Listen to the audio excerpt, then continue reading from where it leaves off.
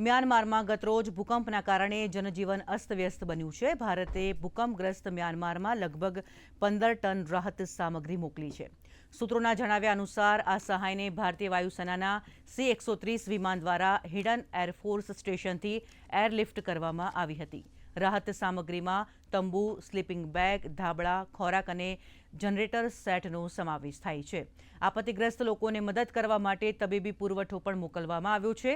પ્રધાનમંત્રી નરેન્દ્ર મોદીએ ગતરોજ મ્યાનમાર અને થાઇલેન્ડમાં આવેલા ભૂકંપ અંગે ચિંતા વ્યક્ત કરી હતી. સોશિયલ મીડિયા પોસ્ટમાં પ્રધાનમંત્રીએ બંને દેશોના નાગરિકોની સલામતી અને સુખાકારી માટે શુભેચ્છા પાઠવી અને ભારત કોઈપણ રીતે મદદ કરવા તૈયાર છે તેમ પણ જણાવ્યું. ગતરોજ આવેલા ભૂકંપમાં મ્યાનમારમાં 144 લોકોના મૃત્યુ નિપજ્યા. થાઇલેન્ડની રાજધાની બેંકોકમાં એક ઇમારત ધરાશાયી થતાં 10 લોકોના મૃત્યુ થયા.